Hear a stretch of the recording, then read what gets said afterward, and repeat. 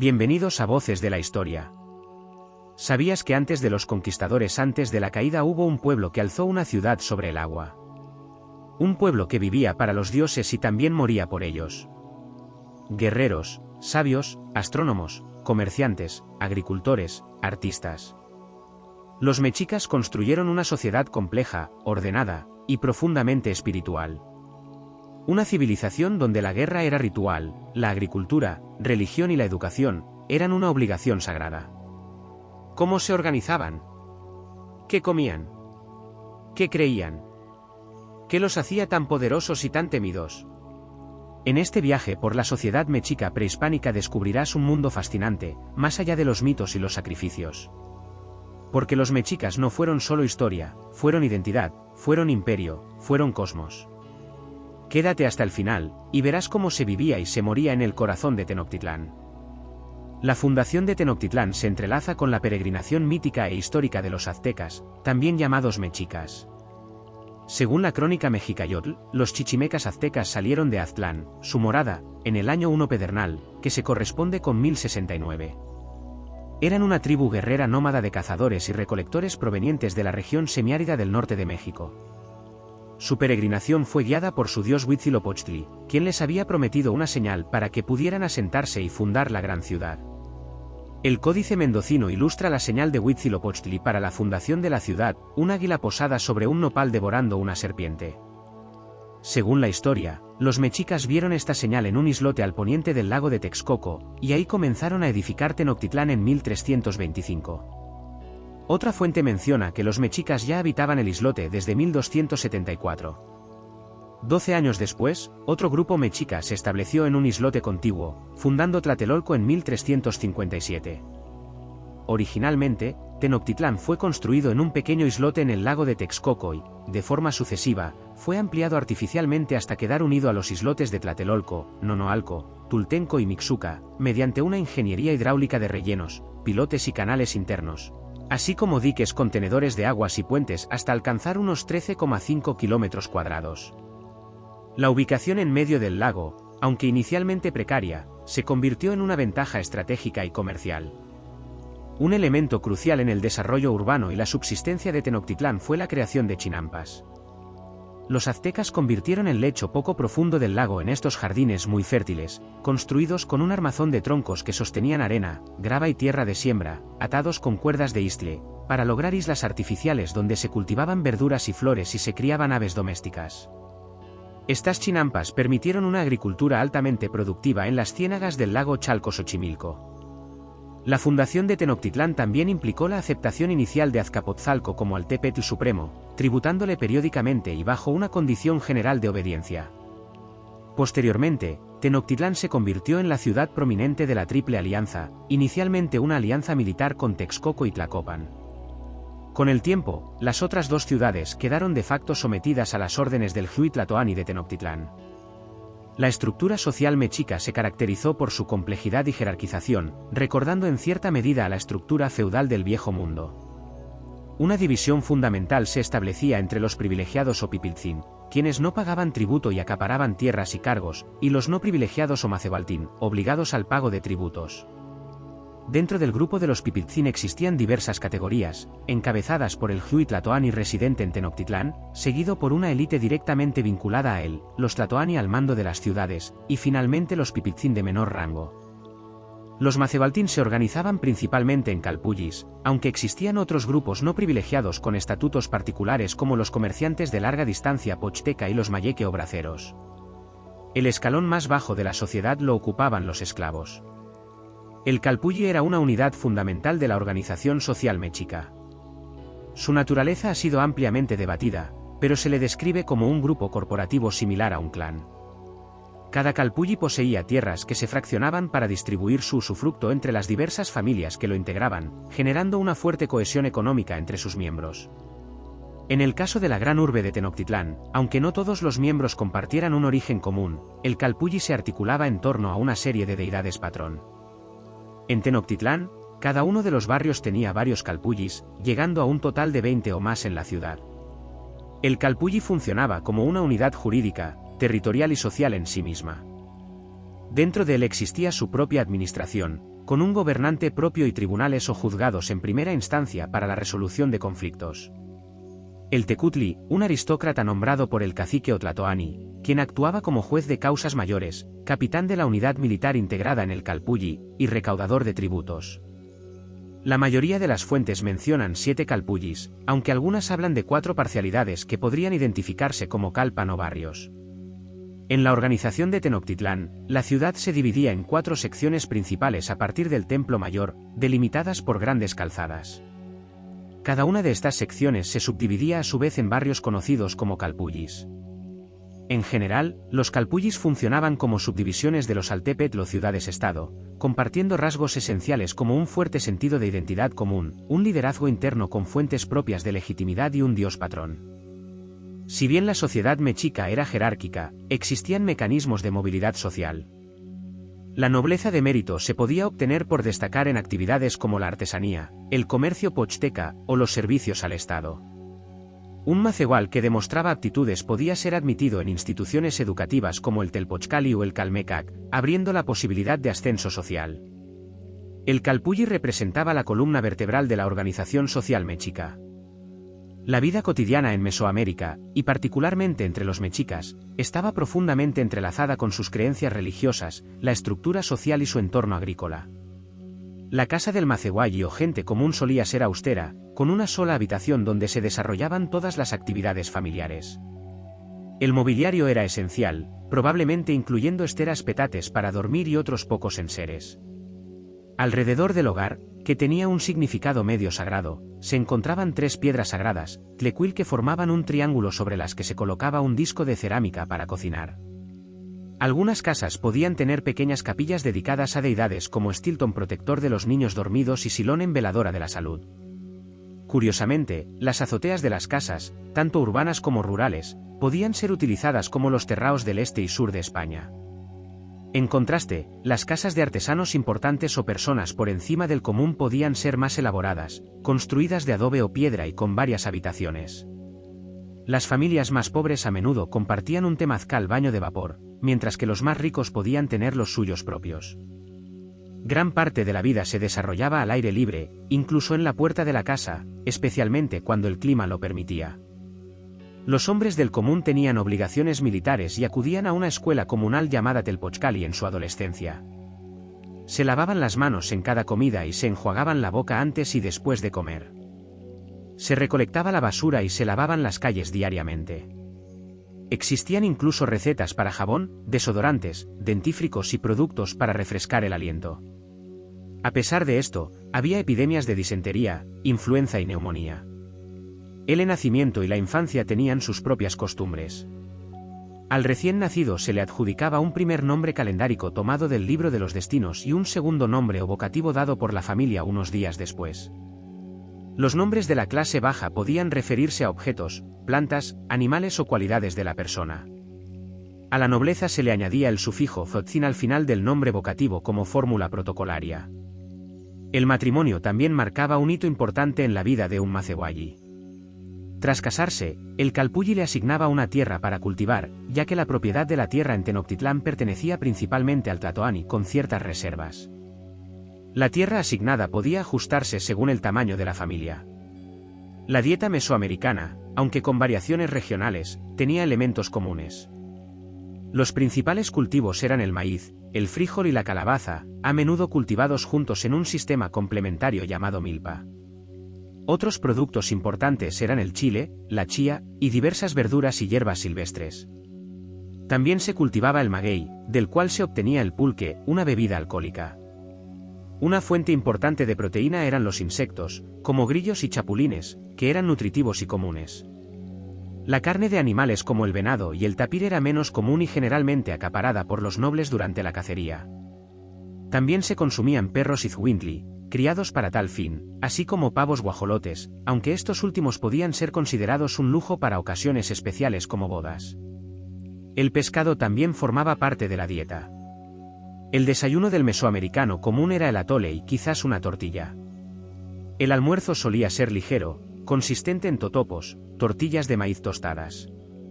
La comida fuerte se realizaba por la tarde, después de la jornada laboral, y era un evento familiar. La familia se reunía alrededor del petate, que servía como mesa. El padre de familia era el primero en comer, seguido por la mujer y los hijos. En esta comida fuerte se consumían tamales, proteínas como insectos, ranas, serpientes, etc. La vestimenta variaba según el género y la clase social. Los hombres del común vestían un taparrabos, mastratl que se daba varias vueltas alrededor de la cintura y entre las piernas, con un trozo de tela colgando. También usaban una capa rectangular tilmatli que se anudaba en uno de los hombros, utilizada para ocasiones especiales o para protegerse del frío. Las mujeres jóvenes y solteras llevaban el pelo suelto, mientras que las casadas debían recogerlo de diversas maneras. La vestimenta femenina incluía una falda wayatl que se llevaba debajo de una prenda principal, similar a una camisola larga con un faldón, conocida hoy como huipil. Estas prendas, incluso para las mujeres del común, podían tener diseños bonitos dentro de sus posibilidades. Las mujeres se dedicaban a la fabricación de textiles en casa. Las sandalias también podían indicar estatus. Se menciona que un hombre podía dejarse las sandalias puestas al volver a casa, pero la mujer debía quitárselas. Las costumbres mexicas estaban intrínsecamente ligadas a su cosmovisión y religión. Los ciclos de fiestas eran importantes, reviviendo los misterios de los orígenes y la actuación de los dioses. Se realizaban ofrendas de alimentos, mantas, animales pequeños, guajolotes, pájaros, mazorcas de maíz, chía y flores. El incienso, copal, se ofrecía varias veces al día y a la noche. Los sacrificios humanos eran una práctica religiosa importante. Los comerciantes compraban esclavos para sacrificarlos en sus fiestas, vistiéndolos como la deidad a la que se ofrecían. La educación en el hogar y en las escuelas Telpochcali y Calmecac transmitía los valores y conocimientos de la cultura. En el Calmecac, destinado a los hijos de los nobles, se llevaba un régimen espartano. El consumo de pulque estaba regulado, siendo menos tolerado en la nobleza que en la clase baja. La guerra era una actividad central, y los hombres del común recibían entrenamiento militar en el Telpochcali. La Triple Alianza y la expansión de su poder influyeron en las costumbres y la vida cotidiana. El calendario azteca, con sus complejos cómputos del tiempo y sus 20 días con significados propios, regía muchos aspectos de la vida, desde las actividades agrícolas hasta las ceremonias religiosas y la adivinación. Los adivinos, Tonalpouque, eran consultados para conocer los secretos del pasado, del futuro y de lo oculto, utilizando psicotrópicos y la automortificación para acceder a este conocimiento. En resumen, la vida cotidiana, la alimentación, la vestimenta y las costumbres de los mexicas estaban intrínsecamente ligadas a su cosmovisión, su estructura social jerarquizada y su relación con el entorno natural. A pesar de la relativa austeridad de la vida del Macehualli, existían costumbres y prácticas ricas y complejas que daban sentido a su existencia. Dentro de la sociedad mexica, existía un sistema judicial con diferentes niveles y funcionarios. En la base, los jueces trabajaban de sol a sol y tenían la última palabra sobre las sentencias. Existía una especie de Corte Suprema ubicada en la gran ciudad. También había tribunales profesionales compuestos por 3 o 4 jueces a tiempo completo. La base de la economía mexica era la agricultura. Existía un consejo central que dividía la tierra del Altepetl entre los diferentes calpulli, y los caciques o señores de estas divisiones territoriales la redistribuían entre las cabezas de familia. No obstante, se reservaban zonas y tierras para el sostenimiento del jefe o cacique correspondiente, de los sacerdotes del templo y para los actos de guerra y el pago del tributo. La propiedad de la tierra podía pasar a los hijos de los encargados de su división o volver al Consejo Central si el propietario moría sin descendencia o no había cultivado con éxito en los últimos 2 años.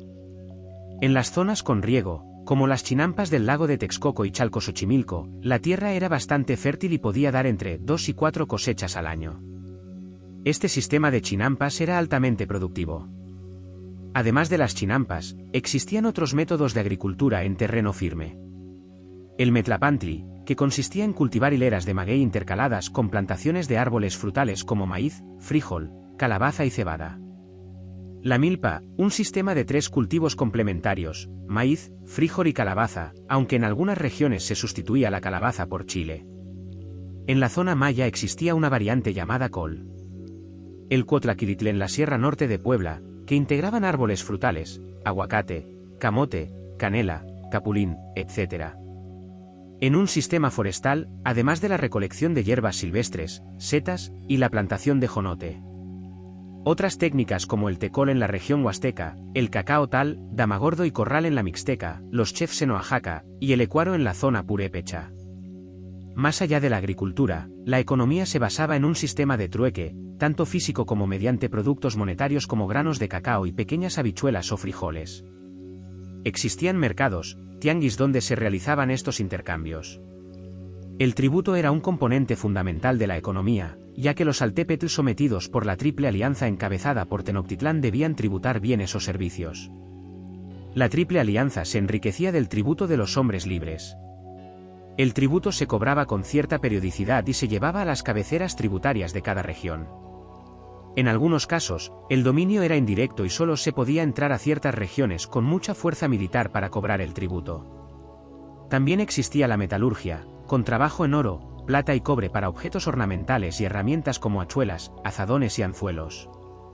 En algunos casos se empleaba el bronce, marcando un inicio de cambio tecnológico. El tratamiento de rocas ígneas, obsidiana era extensivo para fines quirúrgicos y bélicos, permitiendo fabricar infinidad de herramientas.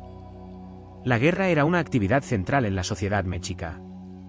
Todos los ciudadanos varones sanos tenían obligaciones militares durante gran parte de su vida. Al entrar en la adolescencia, debían acudir al Telpochcali, una escuela comunal a nivel del Calpulli o barrio, donde recibían entrenamiento militar por parte de veteranos de guerra con al menos 2 o 3 capturas. En el Telpochcali también se enseñaba cultura, tradiciones y oficios.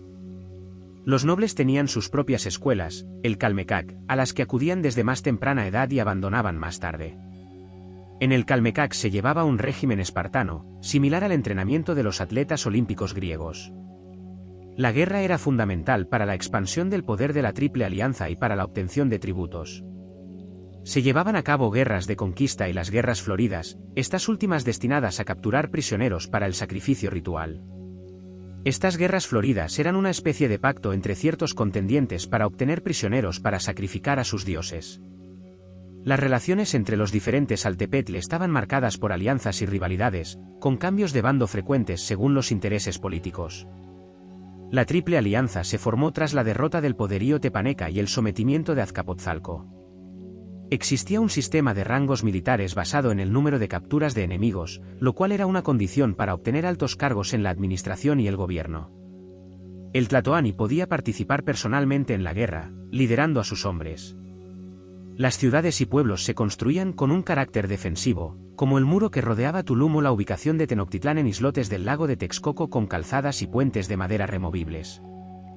La religión mexica fue una síntesis de creencias y tradiciones milenarias de los antiguos pueblos mesoamericanos, con una complejidad que abarcaba la existencia misma, la creación del universo y la relación del ser humano con lo divino, estando estrechamente ligada a la agricultura y la lluvia. El orden micro y macrocósmico se caracterizaba por el equilibrio de diversas fuerzas que impregnaban todo lo habitado, y este equilibrio debía ser mantenido. Una sólida élite sacerdotal detentaba el poder de comunicación y equilibrio como forma de sometimiento ideológico. Las fiestas religiosas tenían como fin equilibrar la voluntad creadora frente a la destructora y garantizar la continuidad de los ciclos vitales y agrícolas. Con los pueblos del posclásico, la renovación vital se vinculó a la sangre humana como expresión viva del ritual de la continuidad, lo que llevó a la realización de sacrificios. Tras la reforma de Tlacaelel, se concretó la creencia de que la sangre era el alimento de Tonatiuh, el sol, transportado por el cielo en 2 serpientes. Las élites practicaban la antropofagia ritual con las víctimas de los sacrificios. Dentro de la religión y el pensamiento de los mexicas, llegaron a existir manifiestos contrastes. En sus fiestas perduraron ritos como los sacrificios humanos, pero también florecieron expresiones de culto con un carácter que hoy parece distinto, como algunos de sus himnos en honor al dador de la vida. El elemento religioso permeó enteramente la vida de este pueblo, no solo en ceremonias, sino en cada momento de la existencia. El estudio de los ritos y creencias religiosas del pueblo mexica revela una fusión de elementos de orígenes distintos, con tradiciones antiguas comunes a Mesoamérica, como el culto al dios del fuego, Huehueteotl, junto con creencias y ritos más característicos de este grupo desde su peregrinación, como la adoración a Huitzilopochtli y Coatlicue. También fue obvia la influencia de tradiciones de origen tolteca, no solo en formas de culto a dioses como Tlaloc y Quetzalcóatl, sino en la aceptación de doctrinas elaboradas como las referentes al dios dual supremo, Ometeotl. En el mundo mexica coexistieron creencias populares y sistemas de pensamiento religioso de sacerdotes y sabios tlamatinime. Estos últimos reelaboraron mitos y doctrinas en función de la teotlamatilichtli o sabiduría sobre las cosas divinas. Algunos sabios plantearon problemas en torno a la suprema divinidad, Tloquenahuaque, también llamado Moyocoyán y Yometeotl, así como cuestiones sobre el sentido de la existencia y el destino humano. Se puede afirmar que existió una peculiar manera de pensamiento filosófico entre los nahuas del período azteca. Para el estudio de la religión prehispánica, además de mitos y doctrinas, son importantes las descripciones de los ritos y ceremonias sagradas, recogidas por Fray Bernardino de Sahagún. Existió una compleja organización sacerdotal, con supremos sacerdotes como el Totec Tlamacazqui Quetzalcóatl y el Tlaloc Tlamacazqui Quetzalcóatl, así como otros sacerdotes de distinto rango. El sacerdote mexica tenía diversas funciones, incluyendo dar órdenes en los templos. El panteón azteca era complejo, definido por actitudes cambiantes de los dioses, su capacidad de reducirse a uno o multiplicarse, y su asociación a diversos colores. Una regla general fue el concepto de dualidad. La mayoría de las deidades eran invisibles, manifestándose en sueños, visiones o rituales. Para los mexicas, la religión no era un aspecto de la vida. Era la vida misma. Cada acto, cada día, cada estación del año estaba conectado con los dioses y con la continuidad del universo. La agricultura, la lluvia, la guerra, la muerte, todo debía mantenerse en equilibrio. Y para eso, era necesaria la sangre. Las élites religiosas tenían un papel clave, interpretaban los designios divinos, organizaban los rituales y mantenían el orden cósmico. Sus ceremonias no eran simples actos simbólicos. Eran pactos con lo sobrenatural. En lo alto del templo mayor, los corazones latían por última vez. Y en lo profundo del pensamiento mexica, se debatían conceptos que hoy llamaríamos filosofía. Creían en un Dios dual, en la energía creadora y destructora, en el eterno ciclo de renacimiento. Cada calpulli tenía su propio Dios, pero todos rendían culto a un gran panteón de deidades. Huitzilopochtli, el dios de la guerra y guía del pueblo mexica. Tlaloc, el señor de la lluvia y los relámpagos. Quetzalcóatl, el dios civilizador, asociado al viento, el conocimiento y la fertilidad. Tezcatlipoca, el dios del espejo humeante y la noche. Y muchos más. No todo era sangre. También había poesía, música, canto saldador de la vida, y sabios que se preguntaban por el sentido de la existencia. Los aztecas entendían el sacrificio humano como un pago o compensación a los dioses, siendo esencial en sus cultos religiosos. El sacrificio más habitual consistía en ofrecer el corazón de la víctima. 4 sacerdotes sujetaban a la víctima sobre una piedra, teccat, mientras un quinto le clavaba un cuchillo en el pecho para arrancarle el corazón y entregárselo a los dioses en un recipiente cuauxicali o cuanicali. En la fiesta de Xiuhtecuhtli, las víctimas eran arrojadas a las brasas. Otras formas incluían atar al prisionero y lanzarle flechas hasta morir, ofreciendo la sangre a la tierra. Según la creencia azteca, no satisfacer la ansia de carne humana, especialmente corazones frescos, de los dioses del estado podía acarrear la destrucción del mundo. La justificación del sacrificio se encontraba en el pago por el sacrificio de los dioses al crear el quinto sol y la necesidad de preservar la existencia del universo, alimentando al sol Tonatiuh. La guerra era vital para obtener suficientes víctimas. Las guerras floridas estaban destinadas a capturar prisioneros para el sacrificio ritual. A pesar de la imagen de los mexicas como los máximos sacrificadores, no existe prueba arqueológica o documental substancial de que mataran por medio de rituales de sacrificio a más personas que cualquier otra civilización que practicaba sacrificios humanos. Aunque eran crueles y horribles, los mexicas no fueron peores en este aspecto. Los restos abundantes se deben a que los conservaban, como se evidencia en el Tzompantli. Matar a muchas personas debilitaría la economía basada en la persona como principal motor en una sociedad sin animales de carga ni rueda. Aunque servían de pretexto y justificación para la guerra, su función religiosa no reemplazaba la importancia de la política, el tributo y el vasallaje. También se han encontrado cabezas de niños y mujeres en los paneles que eran altares para los sacrificados cautivos de guerra, lo que sugiere que también eran sacrificados. Existían muchísimos rituales, con un ritual diferente cada mes. La práctica del sacrificio humano parece haberse originado en Coatepec tras la muerte de Coyolxauhqui y los Tenzonhuitznahuaque, donde los mexicas encontraron a sus enemigos con el pecho abierto y el corazón extraído, creándose la opinión de que Huitzilopochtli solo comía corazones. Es importante mencionar que la religión mesoamericana, incluyendo la mexica, tenía una naturaleza dual, donde las divinidades podían ser fuerzas de la naturaleza antropomorfizadas o fuerzas que formaban parte de otras mayores. La religión permeaba la política, la economía, la guerra y la educación. Era una red invisible que lo conectaba todo. Y aunque hoy parezca lejana, muchas de sus costumbres aún laten en las tradiciones del México actual. El estudio de la civilización mexica sigue siendo un campo dinámico y lleno de interrogantes que demandan futuros análisis. A pesar de la abundancia de fuentes disponibles, tanto primarias como secundarias, muchas áreas requieren una investigación continua y la aplicación de nuevas perspectivas metodológicas. Los mexicas no fueron solo guerreros ni simples constructores de pirámides. Fueron visionarios, ingenieros del agua, astrónomos, agricultores, juristas y poetas. Crearon una sociedad en la que cada barrio tenía su dios, cada acción su ritual, y cada vida, un propósito dentro del cosmos. Tenochtitlán no fue solo una ciudad, fue el reflejo del universo mexica. Una urbe viva, con canales, mercados, templos, escuelas y campos flotantes. Todo estaba tejido con orden, con símbolos, con sentido. Su sistema social, lejos de ser primitivo, fue uno de los más sólidos y funcionales de toda Mesoamérica. Organizado, espiritual, jerárquico, y profundamente conectado con su entorno. Hoy, siglos después, muchas de sus enseñanzas siguen vivas. En los nombres de las calles, en las lenguas indígenas, en la gastronomía, en la cosmovisión de pueblos enteros. La historia mexica no es solo pasado. Es raíz, es identidad, y es legado. Si este viaje al corazón de la sociedad mexica te sorprendió, no olvides dejar tu like, compartirlo y suscribirte a Voces de la Historia. Porque aquí, la historia no se memoriza, se revive. Y este solo fue el principio.